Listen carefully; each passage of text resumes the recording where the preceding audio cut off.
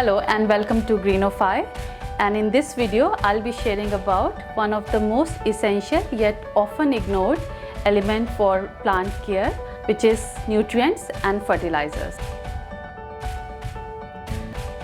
Before we get on to the video, a quick question. What do you think is the most important factor affecting plant nutrient requirement? Is it option A, humidity, option B, light levels, option C, temperature, or option D, season?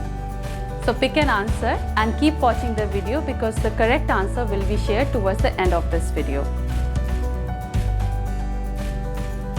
Unlike outdoor plants which have access to rainwater and nutrients because their roots can reach out to a larger area, indoor plants are totally dependent on us for their water and nutrient requirement, and once the nutrients are used up, there is a need to top up the nutrient. To show the difference in growth due to difference in nutrient availability, I've got two curry leaf plants from my outdoor garden, and I'd sown them at the same time from seeds, but this one was transplanted recently in this bigger pot, and this one was transplanted quite early, so you can clearly see that the growth is good, it's bushy, and the leaves are bigger, and this year it has started getting buds and flowers. The plants can get nutrients either from air or water like carbon, hydrogen and oxygen, or the plants can take nutrients from the soil, and we'll be focusing here on these nutrients which are taken up from the soil, and they are further categorized into macronutrients and micronutrients. Now macronutrients are the nutrients which are required in larger quantities like nitrogen, phosphorus, potassium, calcium, magnesium and sulfur, and then there are micronutrients or trace elements which are required in smaller quantities. We might have come across this term NPK when we read fertilizer labels, and NPK stands for nitrogen, phosphorus and potassium ratio in a fertilizer. So before we get on to how and when to feed our houseplants, let's understand why this ratio NPK is so important. Now nitrogen is a key component of amino acids and protein makes most of the tissues of the plant. Because indoor plants are mainly grown for their foliage and leaves, that's why nitrogen is required on a higher side for indoor plants. Phosphorus is an essential component of energy carrying compounds called ATP or ADP, where P stands for phosphorus. So if a plant lacks phosphorus, it basically means it lacks energy, and energy is required for root development, new growth, budding, flowering and fruiting. But because indoor plants are mainly grown for their leaves and foliage, therefore phosphorus requirement for indoor plants is lower as compared to outdoor plants.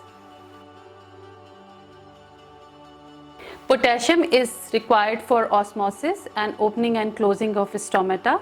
So the plant needs potassium for strong root development and strong stems.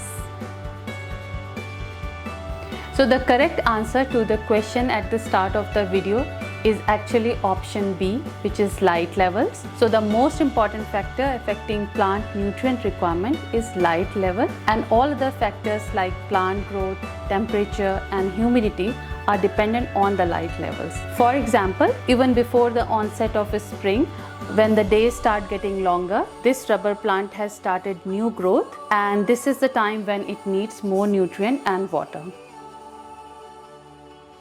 To apply nutrients to our plants, I've taken organic liquid fertilizer because it's based on naturally derived ingredients, and it also contains other macro and micro elements. Before purchasing an organic fertilizer, always read the label, and it should say clearly that it's an organic fertilizer.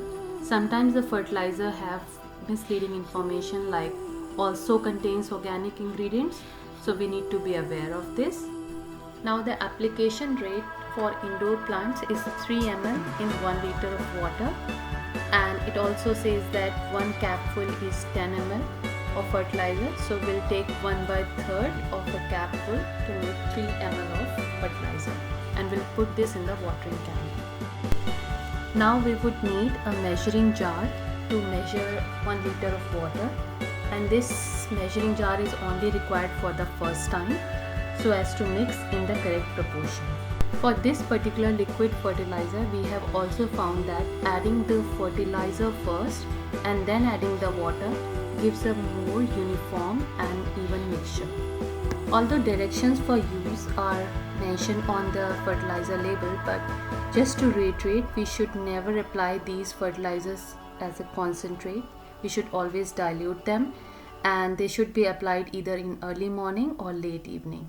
For watering, always take a watering can with a long spout, like the one that I have has a detachable nozzle, so I can just remove it. The reason for taking watering can with a long spout is to avoid splashing the fertilizer mixture on the leaves and stem of the plant. Next question is when to start fertilizing our houseplants.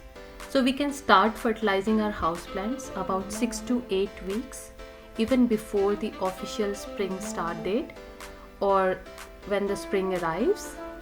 That is when the days start getting noticeably longer and houseplants shift from semi-dormant state to an active growth state. During summers, when the summer light levels are high and plants are in active growth state, we need to follow a regular houseplant fertilizer schedule. During autumn, we need to taper off the houseplant fertilizer frequency to half dose and half strength. No fertilizer application is required in winters when plants are not in a state of active growth. We put in a lot of effort to create these videos. So if you find our information useful, please consider subscribing and share your valuable comments. Thanks for watching, and we'll join you in 2023.